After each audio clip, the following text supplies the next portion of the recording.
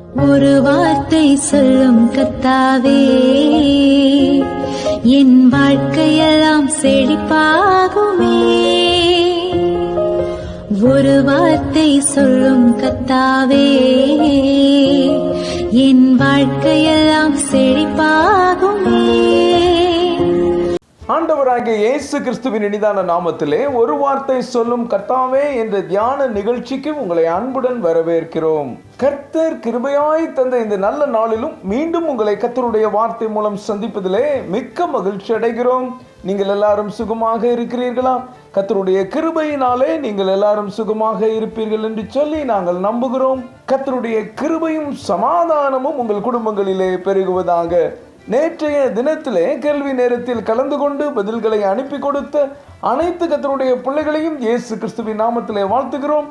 கர்த்தர் உங்களை ஆசீர்வதிப்பாராக.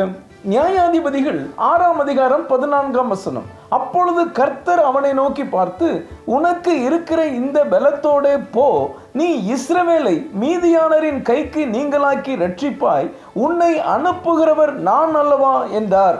கிறிஸ்துவுக்குள் மிகவும் அன்பான தேவனுடைய பிள்ளைகளே, கர்த்தர் இந்த நாளிலும் உங்களை பார்த்து, என் அன்பு மகனே, என் அன்பு மகளே, உனக்கு இருக்கிற இந்த பலத்தோடே போ என்று சொல்லுகிறார். நாம் அநேக நேரங்களில் நம்மில் இருக்கும் பலத்தை அறிந்து கொள்வதில்லை. எப்பொழுதுமே இது இல்லை அது இல்லை என்று சொல்லிக்கொண்டு நம்மையே குறைத்து மதிப்பிடுகிறோம். அதுவும் இல்லாமல் நம்மிடத்தில் இருப்பது நமக்கு போதும் என்று நினைப்பதில்லை.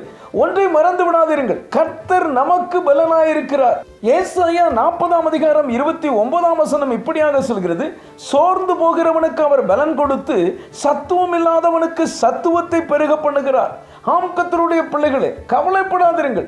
சோர்ந்து போய் மனம் உடைந்து போய் இருக்கிற உங்களுக்கு கர்த்தர் பலன் கொடுக்கிறார். சுகவீனமோ பலவீனமோ கடன் பிரச்சனையோ ஏதோ ஒரு தேவையோ எல்லாம் மாறும். கர்த்தர் உங்களுக்கு நன்மை செய்வார். நியாயாதிபதிகள் 6ஆம் அதிகாரம் 12ஆம் வசனத்தை நாம் வாசிப்போம். கர்த்தருடைய தூதனானவர் அவனுக்கு தரிசனமாகி, பராக்கிரமசாலியே, கர்த்தர் உன்னோடு இருக்கிறார் என்றார். இங்கே நாம் கிதியோனை குறித்து வாசிக்கிறோம். இஸ்ரவேல் ஜனங்களை கர்த்தர் மீதியானரின் கையிலே 7 வருஷம் ஒப்பு கொடுத்தார். இஸ்ரவேலர் மிகவும் சிறுமைப்படுத்தப்பட்டார்கள். மீதியானருக்கு பயந்து ஆலைக்கு சமீபமாய் கோதுமையை போரடித்துக் கொண்டிருந்த கிதியோனை கர்த்தருடைய தூதனானவர் சந்திக்கிறார். பராக்கிரமசாலியே, கர்த்தர் உன்னோடு இருக்கிறார் என்று சொல்லுகிறார். கிதியோனுக்கு எப்படி இருந்திருக்கும் கொஞ்சம் யோசித்து பாருங்கள். அவனே பயந்து போய் கோதுமையை போரடித்துக் கொண்டிருக்கிறார். அவனிடம் போய் பராக்கிரமசாலியே என்று சொல்லுகிறார். அவன் என்ன பதில் சொன்னான் தெரியுமா? கர்த்தர் எங்களோடு இருந்திருந்தால் இப்படியெல்லாம் நடக்குமா? எங்களுக்கு மட்டும் ஏன் இப்படி நடக்கிறது? நாங்கள் கேள்விப்பட்ட அற்புதங்கள் எல்லாம் எங்கே? ஒரு அற்புதமும் நடக்கவில்லையே. இப்படி பேசிய அவனுடைய வார்த்தையை கேட்ட கர்த்தர், உனக்கு இருக்கிற இந்த பலத்தோட போ என்று சொல்லுகிறார். கிதியோனும் கர்த்தருக்கு கீழ்ப்படிந்து புறப்பட்டு போய் ஒரே மனுஷனை முறியடிப்பது போல மீதியானரை முறியடிக்கிறார். இஸ்ரவேலருக்கு ஜெயம் உண்டாகிறது. எனக்கு அன்பான தேவனுடைய பிள்ளைகளே, நீங்களும் நானும் கூட கிதியோனை போல எனக்கு ஏன் இப்படியெல்லாம் நடக்கிறது? கர்த்தர் எங்களோடு இருந்தால் இப்படி நடக்குமா? ஒரு அற்புதம் கூட எங்களுக்கு நடக்கவில்லை என்று வேதனைப்படுகிறோமா?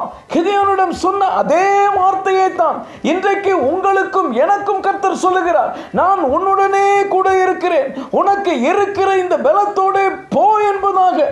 அவருடைய வார்த்தையை நீங்களும் நானும் விசுவாசிக்கும் போது நம்முடைய வாழ்க்கையிலே அற்புதம் நடக்கும்.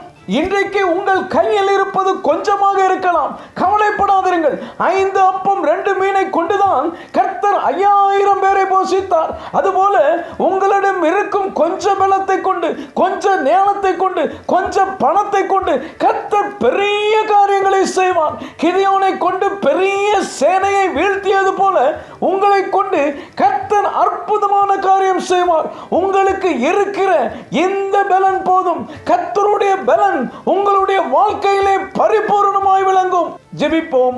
அன்பின் பரலோக பிதாவே, இந்த நல்ல நேரத்துக்காக நன்றியோடு உம்மை துதிக்கிறோம், உம்மை ஸ்தோத்திரிக்கிறோம். உனக்கு இருக்கிற இந்த பலத்தோட போ என்று சொல்லி நீர் எங்களோடு பேசினதற்காக நன்றி தகப்பனே.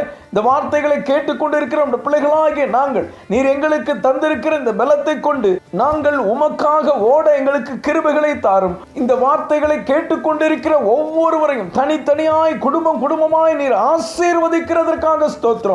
இயேசுவின் மூலம் ஜெபிக்கிறோம் நல்ல பிதாவே. ஆமென், ஆமென்.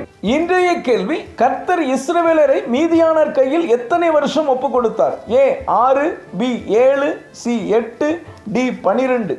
இந்த கர்த்தருடைய வார்த்தை உங்களுக்கு ஆசீர்வாதமாக இருந்திருக்குமேனால் தயவு செய்து லைக் பண்ணுங்கள். உடைய நண்பர்களுக்கும் உறவினர்களுக்கும் வாட்ஸ்அப்பில் இருக்கிற அனைத்து குழுக்களுக்கும் அனுப்பி கொடுங்கள். தொடர்ந்து நம்முடைய RCM மிஷனரிமார்களுக்காக ஜெபித்துக் கொள்ளுங்கள்.